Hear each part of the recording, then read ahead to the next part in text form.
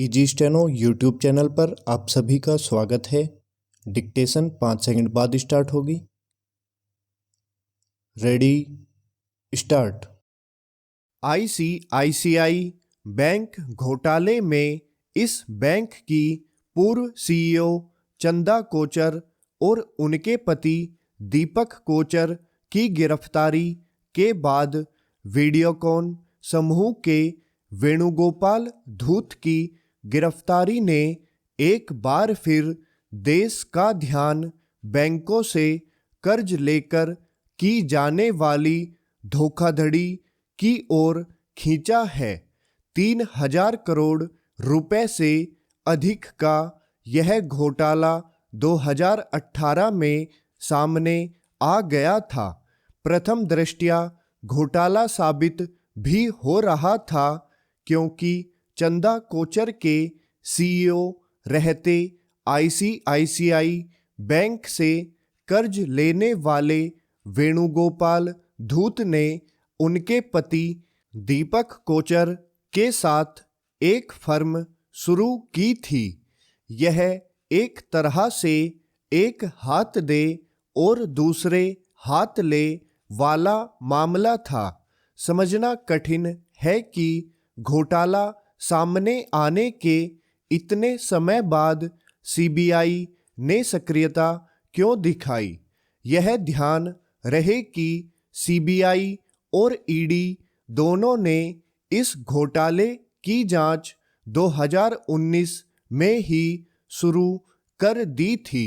कायदे से तो अब तक जांच किसी नतीजे पर पहुंचती हुई दिखनी चाहिए थी। यह ठीक है कि चंदा कोचर और उनके पति को बंबई हाई कोर्ट से राहत नहीं मिली, लेकिन प्रश्न यह है कि आखिर इस मामले का पटाक्षेप कब तक होगा। इससे भी बड़ा प्रश्न यह है कि घोटाले में डूबी रकम को हासिल किया जा सकेगा या नहीं। यह समझ आता है कि बैंकों से घोटाला करने वाले नीरव मोदी, मेहुल चोकसी और विजय माल्या सरीखे जो लोग विदेश भाग गए, उन्हें कानून के शिकंजे में कसने में समय लगता है, लेकिन आखिर जो लोग देश में ही रहते हैं उन्हें समय रहते सजा देने में विलंब क्यों होता है। इसकी अनदेखी नहीं की जा सकती कि बैंकों से भारी भरकम कर्ज लेकर उसे डकार जाने के सिलसिले के कारण ही बैंक घोटाले बढ़े हैं। एक समय यह चलन बन गया था कि छल कपट या बैंक अधिकारियों की मिली भगत या राजनीतिक रसूख का इस्तेमाल करके बैंक से कर्ज लो और फिर उसे डकार जाओ।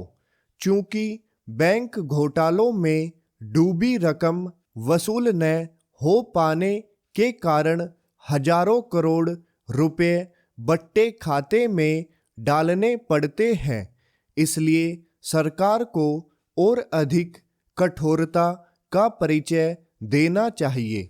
ताजा आंकड़ों के अनुसार पिछले 5 वर्ष में 10 लाख करोड़ रुपए बट्टे खाते में डाले गए हैं। निसंदेह इसका मतलब लोन माफ किया जाना नहीं और कर्ज में डूबा धन बट्टे खाते में डाले जाने के बाद भी वसूली प्रक्रिया जारी रहती है।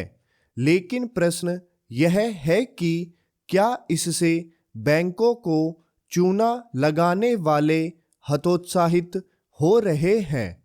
एक के बाद एक बैंकों के घोटाले जिस तरह सामने आ रहे हैं उससे तो ऐसा नहीं लगता।